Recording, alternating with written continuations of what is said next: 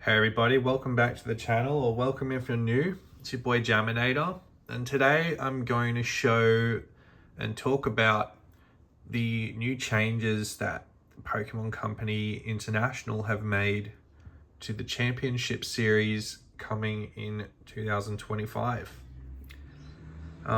So the changes they've made only seem to really affect how Premier events are played and how people are awarded championship points, and how the championship points affect how players are chosen to be invited to play at the World Championships at the end of the year. It's a very controversial change. It's really divided the community, the player base up, and it doesn't take very long to see for yourself what everyone's opinions are on this if you just simply search on YouTube what's going on with this update, and you just read through all the comments and you'll see like what 90% of people are really upset with this, and then the odd person who doesn't actually really play the game competitively doesn't really care too much about it.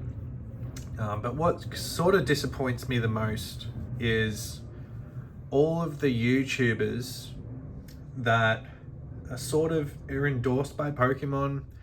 They get like sent free stuff from them all the time, and they're making videos about this, and they're saying how good the changes are, and it's just really quite disappointing to see that they're not really being transparent with everyone. They're either too afraid to speak up on the Pokemon's mistakes on this update, or they're just too ignorant. And it's really quite disappointing because you can see that everyone's quite upset about it, but the people making the videos are not really that upset about it. So we're going to go through the update first, and then I'm going to give you some data, and then from that data I'm going to share my opinion on this, and then you're welcome to share your opinion on this. But I'm just going to give you all the cold hard facts first. So this is the official Pokemon website. They're talking about the 2025 changes, and here we've got, if you want to go to the World Championships in 2025, each country now has a limit of how many players are chosen to be awarded an invitation, and it's based on how many championship points they are awarded at the end of the season. So for example, in US and Canada, and you're a Masters player, even if you have like 1,000 championship points, if you're not within the top 125 players on the ladder, you'll not receive an invitation to go play at the World Championships.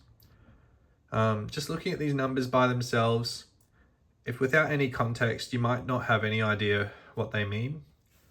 So I'm going to share some facts of the 2024 invitations and how many people are attending the current World Championships in a month's time in Honolulu, Hawaii.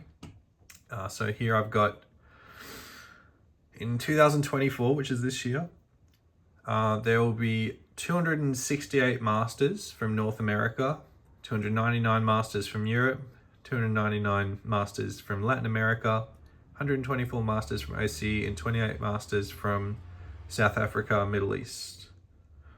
So if Pokemon decides to cut the number of players receiving their invites from these countries,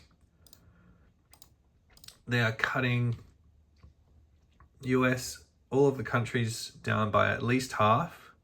But the most shocking one is the Oceania, which has been cut significantly.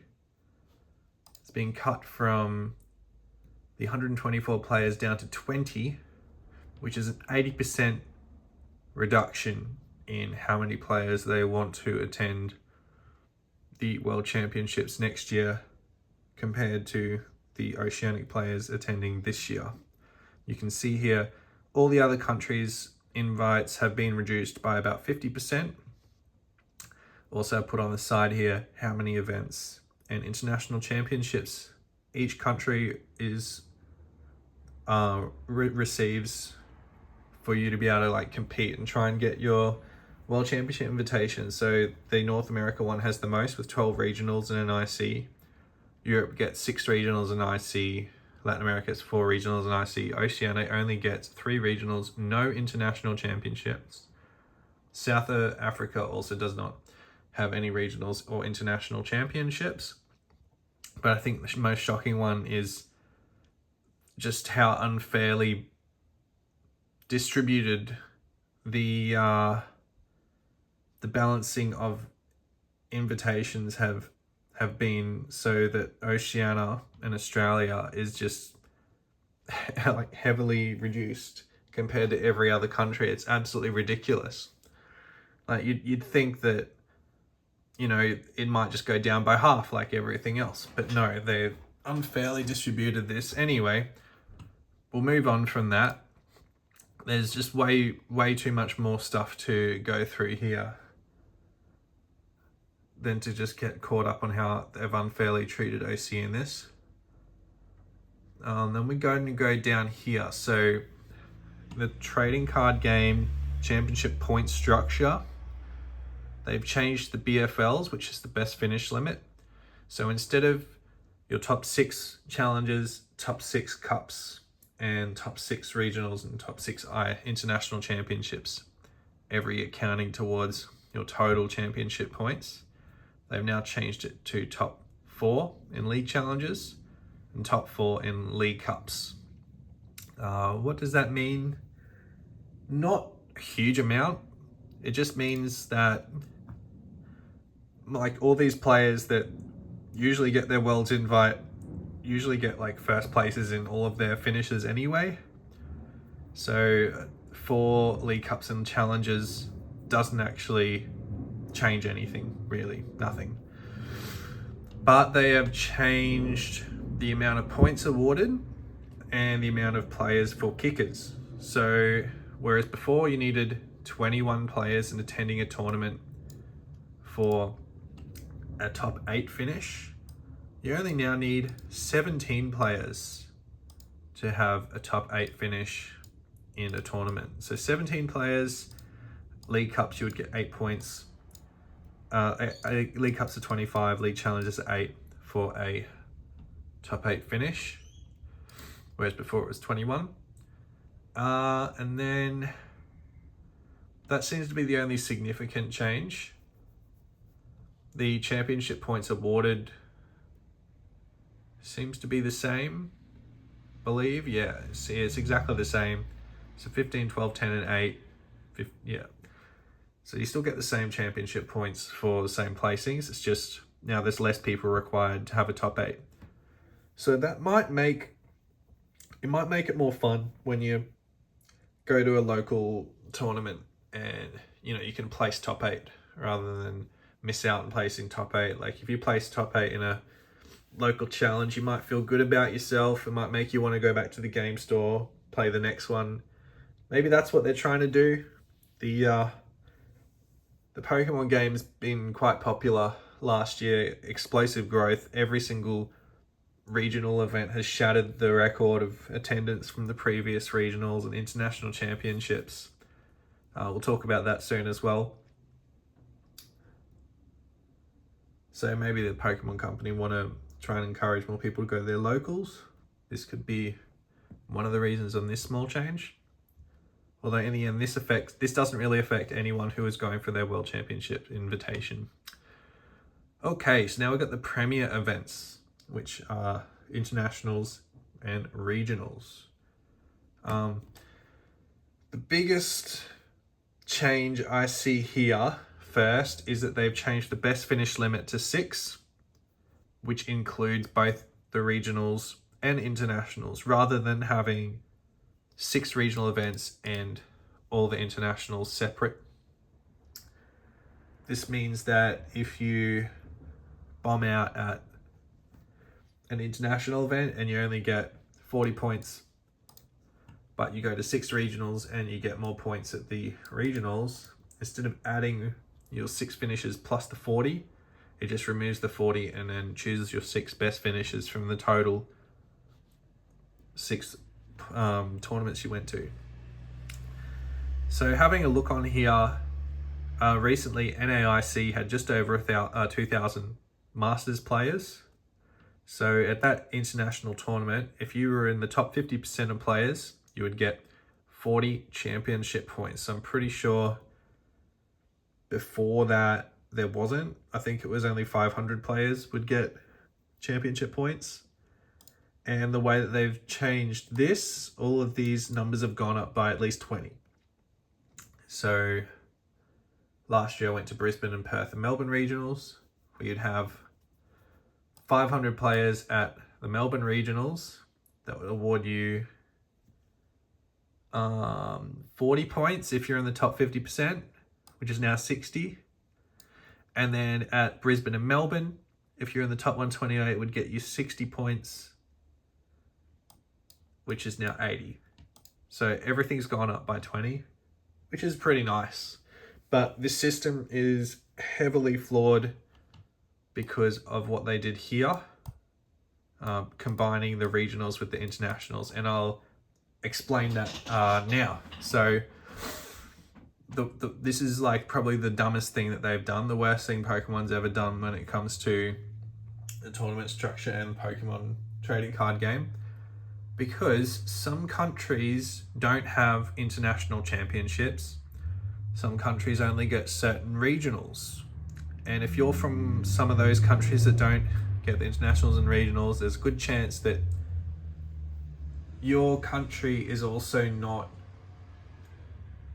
the most wealthiest country. So on average, the players there can only really afford to go to their local tournaments. They can't afford to fly overseas and do all these internationals and regionals and whatever. So we're going to have a look at 2024. This is all the events that we've had. So I mentioned before, there was 12 regionals in US and Canada. There are 6 in Europe, 4 in Latin America, 3 in Oceania, no in South Africa, all that. And all of these countries get international championships except for Oceania. So I am from Oceania, and we're going to touch on this one. You can do 6 regional or international championships to get championship points, and there's only 3 in Oceania. So if you had enough money, you could fly overseas and compete in more regionals and international championships to get points. And I've worked out that if you're one of the best players in Oceania and just play at your local events and all the regionals, you could still have your invitation taken away from you from just an average player who has money. And that is so incredibly disappointing that Pokemon has planned it out this way, and they've made it so that only the richest players can actually play in the World Championships. And I'm going to explain that here so you guys can see with the numbers. If you were to go to the Brisbane and Melbourne regionals and you are consistently getting in the top 32 players, which is this one here, and you're like the best player in Australia, possibly some of the best players in the world, consistently top 32, and you get all 3 events, you'll get 125 championship points in each of those events. So let's go put that here. You'll be getting 125 points, 3 events, giving you a total of 375 total championship points. Very good. Well done to those players that achieved that. They definitely deserve it because they're some of the best players in the country, possibly the world. Now here I come with my cashed up wallet. I'm brand new to the game. Sort of been playing for like a month or so, just playing some Miraidon deck. It's pretty consistent. I'm not very good at the game, but the deck sort of plays it out for me, and I can win 50% of the time. Okay?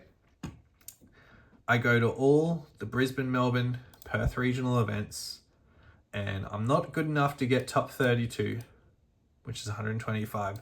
I just get top 50%. So I'm going to be getting 60 to 80 championship points at both of these events, because we usually have between 200 and 500 players at each of these events. So I'll be getting about 80 points per event. And because we have 3 of them, I'm going to put that here, 80 points at 3 events. Now I'm all cashed up. I can travel overseas. I could definitely pay to go to, another regionals overseas in another country that's quite small, get top 50% in that one too maybe. But let's say I go to one of these international championships for the sake of the argument, because they're combined with the regionals, and we go to NAIC, which had 2,000 players, and I just get top 50% of that. You get 40 points, which is just in the top 50% of players, just an average player. That gives you a total of 360 points, which is only 15 points less than the best player, one of the best players in the country. And then what's kind of shocking about that is this is just the bare minimum. This is bare bottom points that you can possibly get from just scraping past with 50% of your games. If you were just the tiniest bit better in just one of these tournaments, so let's say one of these international championships you did top 25% instead of top 50%, or you went to a few regionals instead of these ICs, and you got some more of these 80 points, you could easily take that 350 points and push it up past the best players in the country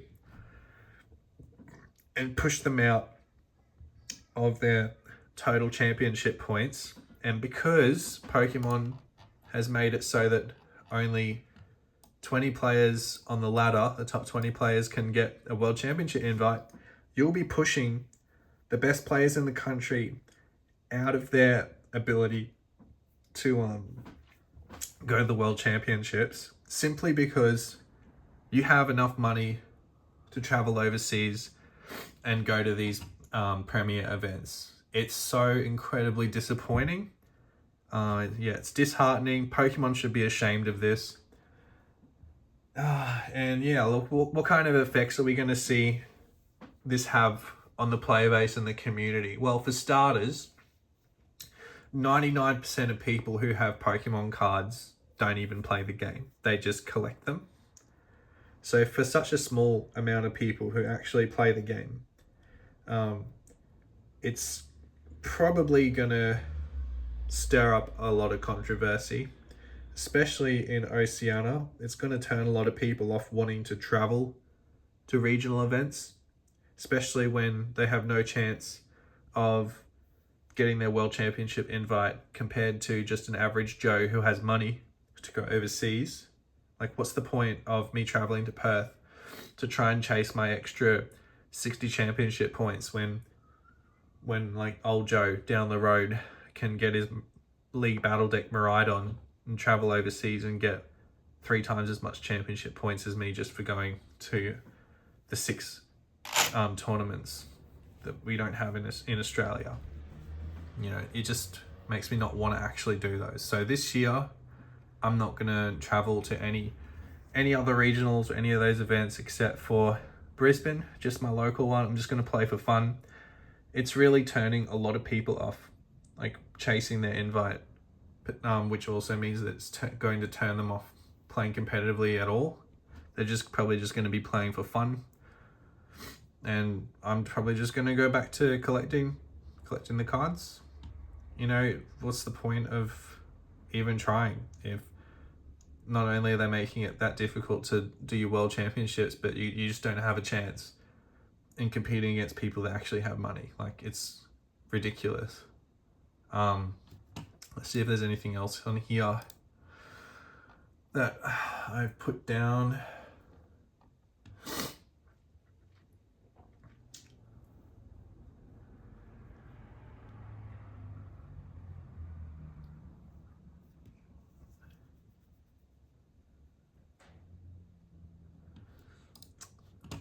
Yeah, the other thing about this, the broken system, is that it can also be manipulated. So when they say the top X amount of players can get their World Championship invite, and it's based on a ladder system, because a lot of the finish numbers in League Cups and Challenges will all end up being like whole numbers, like 50 or whatever.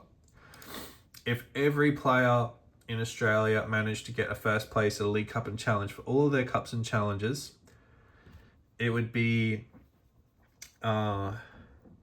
60 plus 200, 260 points. Now let's say that no one went to a single regionals, no one got any points from regionals.